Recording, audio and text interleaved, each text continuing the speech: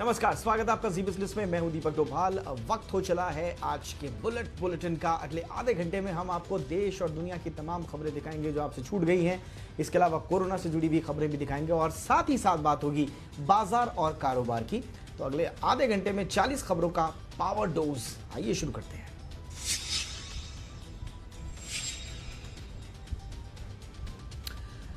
चीन से सीमा पर जारी तनाव के बीच प्रधानमंत्री नरेंद्र मोदी आज अचानक सुबह लेह पहुंच गए। उनके साथ chief of defence staff general Bipin Rawat, army chief general MM Naravane भी मौजूद थे। यहां प्रधानमंत्री नरेंद्र मोदी को सेना, वायुसेना के अधिकारियों ने जमीनी हकीकत की जानकारी दी। मई महीने से ही चीन के साथ बॉर्डर पर तनाव की स्थिति बनी हुई है। प्रधानमंत्री नरेंद्र मोदी जब जवानों के बीच पहुंचे तो वहां मौजूद जवानों ने भारत माता की जय और वंदे मातरम के नारे लगाए।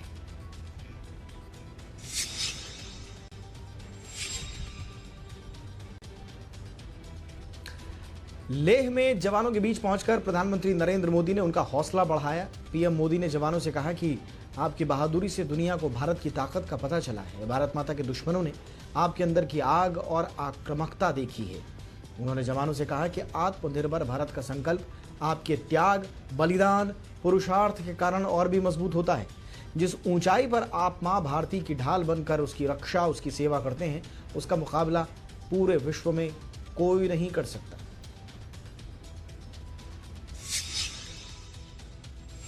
ये धरती वीर भोग्या है, वीरों के लिए है। इसकी रक्षा सुरक्षा को हमारा समर्थ और सामर्थ्य, हमारा संकल्प हिमालय जितना ही ऊंचा है। ये सामर्थ्य और ये संकल्प में इस समय आपकी आंखों में मैं देख सकता, आप उसी धरती के वीर हैं जिसने हजारों वर्षों से अनेकों आक्रांताओं के हमलों को, अत्याचारों का मुंह तोड़ जवाब दिया है।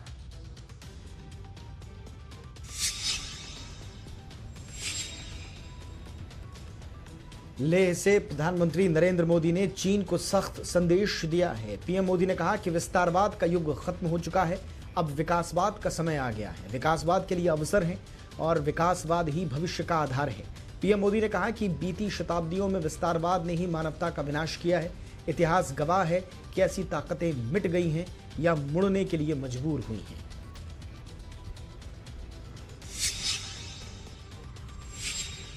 विस्तारवाद का युग समाप्त हो चुका है। ये युग विकासवाद का है। बीती शताब्दियों में विस्तारवाद ने ही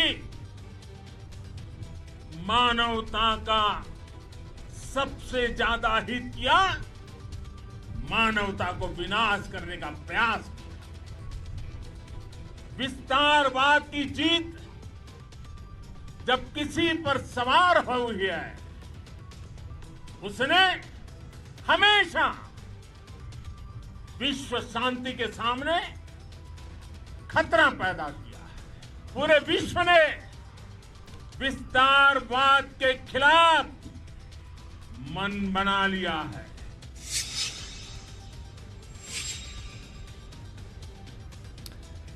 प्रधानमंत्री नरेंद्र मोदी के अचानक लेह पहुंचने से चीन हैरान है। अब चीन के विदेश मंत्रालय ने इस दौरे पर बयान दिया है। चीन का कहना है कि कोई भी पक्ष कुछ भी ऐसा ना करे जिससे माहौल खराब हो। रोजाना होने वाली ब्रीफिंग में चीनी विदेश मंत्रालय के प्रवक्ता झाओ लिजियान ने कहा कि भारत और चीन लगातार सैन्य और डिप्लोमेटिक बातचीत के जरिए बॉर्डर पर जारी तनाव को कम करने में लगे हुए हैं। ऐसे में किसी भी पार्टी को कुछ भी ऐसा नहीं करना चाहिए जिससे बॉर्डर पर तनाव पैदा हो।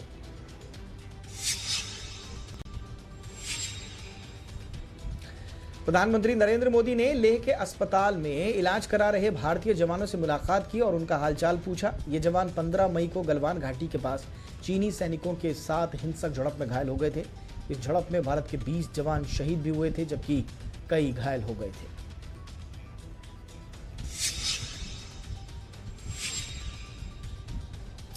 कांग्रेस नेता राहुल गांधी ने लद्दाख मामले पर आज एक बार फिर से मोदी सरकार पर हमला किया। उन्होंने लद्दाख के नागरिकों का वीडियो ट्वीट किया और कहा कि कोई तो झूठ बोल रहा है। राहुल गांधी ने शुक्रवार को अपने ट्वीट में कहा, लद्दाख के लोग कहते हैं कि चीन ने हमारी जमीन ले ली। प्रधानमंत्री कहते हैं कि किसी ने हमारी जमीन नहीं ली, कोई तो झूठ बोल रहा है। वीडियो में सभी लोग ये कह रहे हैं कि चीन ने लद्दाख की जमीनें जबरदस्ती छीन ली है।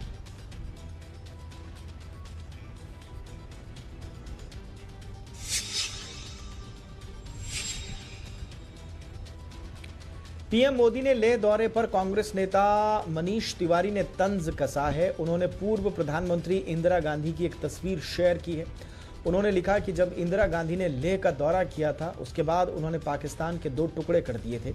अब देखते हैं कि पीएम मोदी क्या करते हैं। मनीष तिवारी ने ये जो तस्वीर शेयर की है वो 1971 की है, जिसमें वो लेह में सैनिकों को संबोधित कर रही थी, जो कि गलवान घाटी से करीब 200 किलोमीटर दूर है।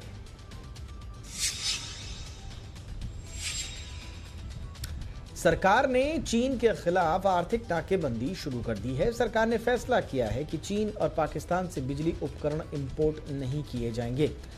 बिजली मंत्री आर.के. सिंह ने आज इसकी घोषणा की। उन्होंने कहा कि हम अपने देश में सभी चीज़ों का उत्पादन करते हैं। भारत 71,000 करोड़ रुपए के बिजली उपकरण आयात करता है। इनमें से 21,000 करोड़ के उपकरण चीन से आते हैं। उन्होंने कहा कि राज्य की बिजली कंपनियां चीनी कंपनियों के उपकरणों का इस्तेमाल नहीं करें। कोरोना संकट के बीच बीजेपी अपने सेवा कार्यों का लेखा जोखा पेश करेगी। सेवा कार्यों का प्रेजेंटेशन कल प्रधानमंत्री लेंगे। कल शाम 4 बजे सेवा कार्यों का प्रेजेंटेशन किया जाएगा। प्रेजेंटेशन के दौरान बीजेपी अध्यक्ष जेपी नड्डा बीजेपी कार्यालय में मौजूद रहेंगे। बीजेपी महासचिव अरुण सिंह ने कहा कि कोरोना वैश्विक महामारी है और इसकी रोकथाम के लिए पीएम नरेंद्र मोदी ने फैसला लिया। जब लॉकडाउन की घोषणा की गई तो बीजेपी गरीबों के लिए कई योजनाएं लाई।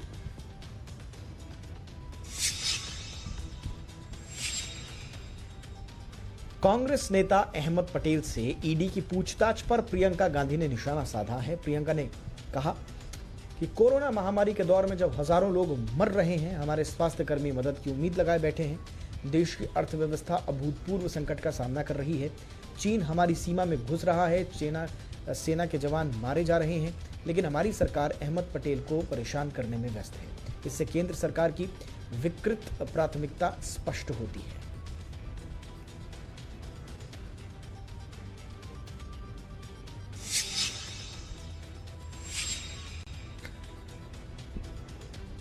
और अब बात बाजार और कारोबार की। तो बाजार आज लगातार तीसरे दिन तेजी के साथ बंद हुआ है। निफ्टी आज 10,600 के ऊपर बंद होने में कामयाब रहा। सेंसेक्स 178 अंक और निफ्टी 56 अंक चढ़कर बंद हुए। निफ्टी 9 मार्च के ऊपरी स्तर पर बंद हुआ। वहीं सेंसेक्स 9 मार्च के बाद पहली बार 36,000 के पार बंद हुआ। मेटल बैंक छोड़कर सभी सेक्टर इंडेक्स में खरीदारी रही। कैपिटल गुड्स शेयर सबसे ज्यादा चढ़े हैं। IT, पावर, रियल्टी में खरीदारी रही। वहीं बैंकिंग मेटल शेयरों पर दबाव रहा।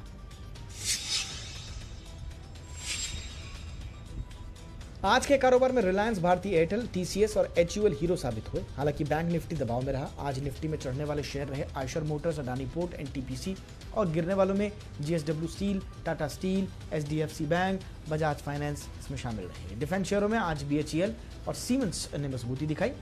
IT शेयरों में TCS, HCL टेक, माइंडट्री जमकर चढ़े।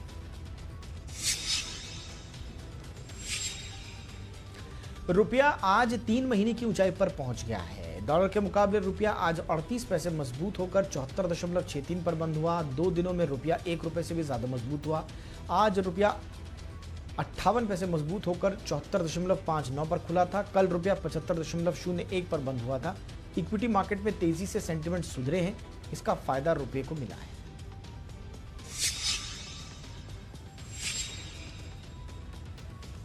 सोने की कीमतों पर आज भी दबाव देखने को मिला।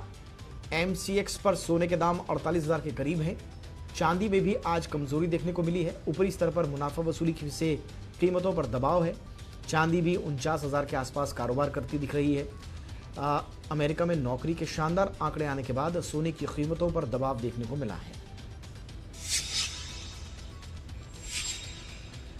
अंतरराष्ट्रीय उड़ानें अब 31 जुलाई तक टल गई हैं। Director general of civil aviation यानी कि DGCA ने कोरोना संकट के बढ़ते खतरे को देखते हुए यह फैसला लिया है। इस दौरान सिर्फ मालवाहक जहाजों की ही उड़ने की इजाजत होगी।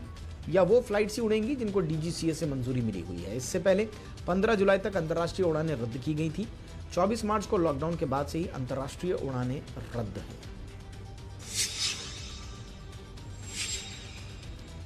सरकार ने साफ किया है कि उसके विनिवेश का प्लान सही ट्रैक पर है। कोरोना की वजह से थोड़ी दिक्कतें जरूर आई थी, लेकिन स्ट्रैटेजिक विनिवेश में कोई बदलाव नहीं है। भारत सरकार जो है वो भारत बॉन्ड ईटीएफ की दूसरी सीरीज 14 जुलाई को लॉन्च करेगी। इस इश्यू से सरकार को 3,000 से 14,000 करोड़ रुपए जुटने की योजना है। दीपम सचिव टीके पांडे का कहना है कि इसमें रिटेल निवेशकों की भागीदारी और भरोसा बढ़ा है।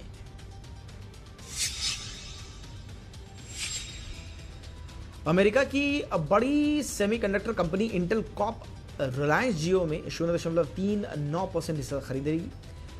इंटेल ये हिस्सेदारी 1,894 करोड़ रुपए में खरीदेगी। इंटेल फेसबुक के बाद जियो प्लेटफॉर्म में निवेश करने वाली दूसरी स्ट्रैटेजिक इन्वेस्टर बन गई है। जियो ने अब तक कुल 25.09% हिस्सेदारी बेचकर कुल 1,17,588 करोड़ रुपए जुटा लिए हैं। जियो में ये 11 हफ्ते में 12वां बड़ा निवेश है। इस साझेदारी से टेक क्षमता के विस्तार में मदद मिलेगी।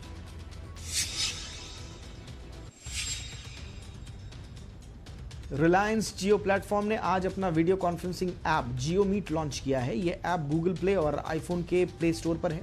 HD क्वालिटी वाले इस वीडियो कॉल ऐप से आप एक साथ 100 लोग वीडियो कॉन्फ्रेंसिंग कॉल कर सकते हैं। ये अगले 1 महीने तक यूजर्स के फ़ोन में बीटा वर्जन पर चलेगा। इसमें कॉल शुरू करने के लिए किसी कोड या इनवाइट्स की ज़रूरत नहीं है। इसके लिए आपको कोई चार्ज नहीं देना है। यह ऐप बिल्कुल फ्री है।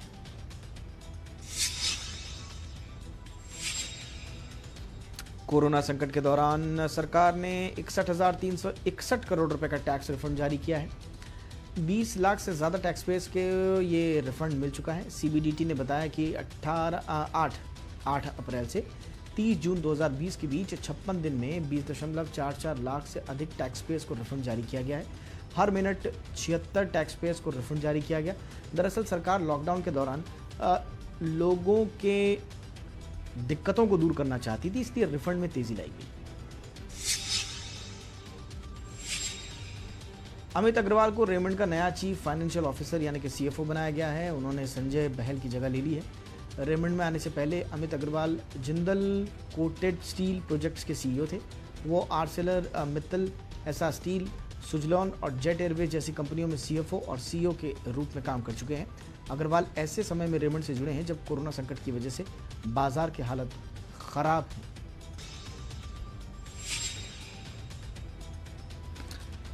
भारत में कोरोना मरीजों की संख्या 6.25 लाख के पार चली गई है। स्वास्थ्य मंत्रालय के आंकड़ों के मुताबिक अब तक 18,213 लोगों की जान जा चुकी है। बीते 24 घंटे में कोरोना के 20,903 नए मामले सामने आए हैं, जबकि 379 लोगों की मौत हुई है। ICMR के मुताबिक 2 जुलाई तक 92,97,949 सैंपल टेस्ट हुए। इनमें से कल 2,41,576 टेस्ट हुए हैं।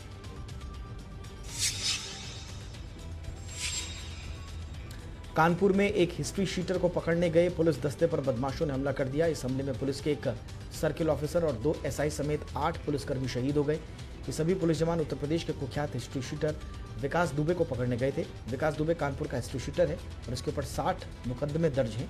मुख्यमंत्री योगी आदित्यनाथ ने शहीद पुलिसकर्मियों को श्रद्धांजलि दी है।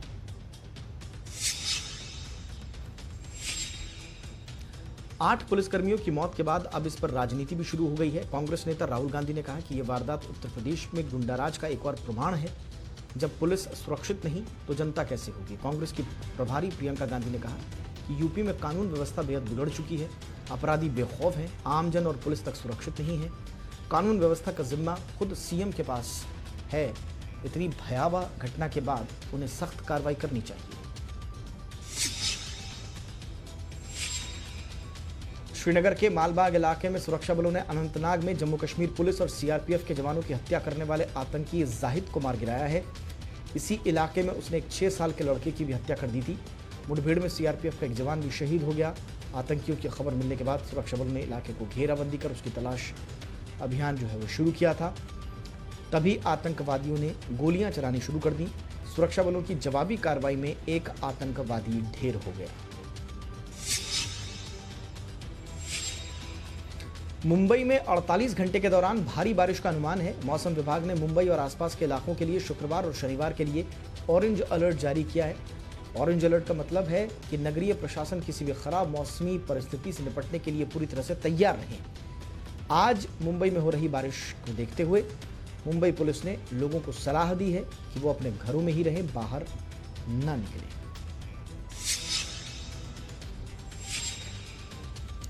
बॉलीवुड को एक और बड़ा झटका लगा है। मशहूर कोरियोग्राफर सरोज खान का कार्डियक अरेस्ट की वजह से मुंबई के बांद्रा स्थित गुरु नानक अस्पताल में निधन हो गया।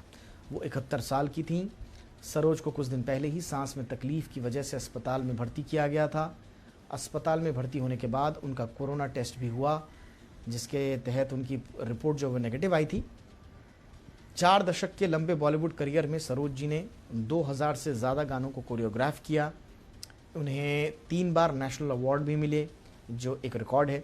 सरोज खान के निधन पर अमिताभ बच्चन, शाहरुख खान, माधुरी दीक्षित समेत कई कलाकारों ने ट्विटर पर अपनी श्रद्धांजलि दी।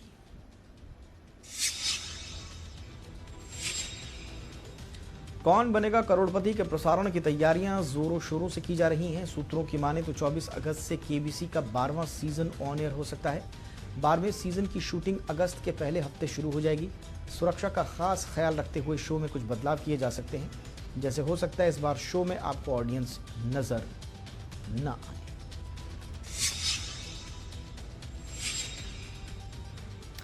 एक्टर आदित्य रॉय कपूर ने मोहित सूरी की फिल्म एक विलन 2 से किनारा कर लिया है। खबर है कि क्रिएटिव डिफरेंसेस की वजह से आदित्य ने यह फैसला किया है। इस फिल्म में आदित्य की कास्टिंग का ऐलान आधिकारिक तौर पर डायरेक्टर मोहित सूरी ने किया था। डायरेक्टर और एक्टर की इस जोड़ी ने आशिकी 2 और मलंग जैसी कामयाब फिल्में दी, लेकिन अब वो साथ काम नहीं करेंगे। वैसे इस फिल्म में जॉन अब्राहम की भी खास भूमिका है।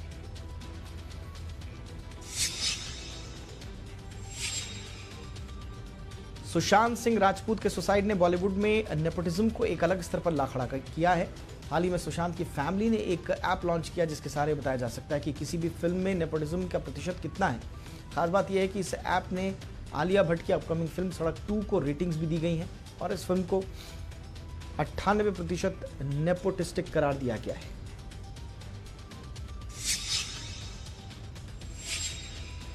ZEE5 जल्द ही एक psychological thriller series mafia release करने जा रहा है, जिसका प्रीमियर 10 जुलाई को किया जाएगा। शो का ट्रेलर रिलीज किया गया है। इसमें दर्शकों के सामने एक सोशल डिडक्शन गेम के इर्द गिर्द कई जिंदगियों की कहानी दिखाई गई है। सीरीज में नमित दास समेत कई नए कलाकारों को मौका दिया गया है।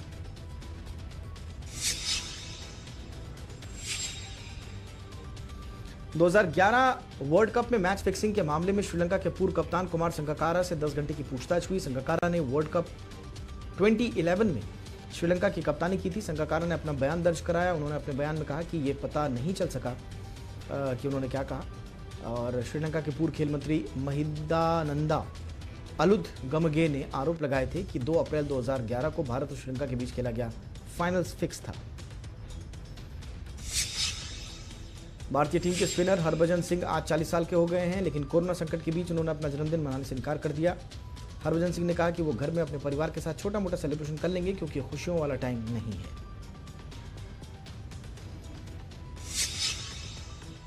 वेस्टइंडीज के क्रिकेटर कार्लोस ब्रैथवेट ने कहा है कि खेल में नस्लवाद के विरोध करने के लिए खिलाड़ियों का घुटने के बल झुकना सिर्फ दिखावा है और कुछ नहीं। ब्रैथवेट ने कहा कि नस्लीय भेदभाव के खिलाफ लड़ाई के लिए कानून में बदलाव होना चाहिए। ब्लैक लाइव्स मैटर अभियान के सपोर्ट करने के मकसद से एक घुटने के बल झुकना पूरी दुनिया में लोकप्रिय प्रतीक बन चुका है।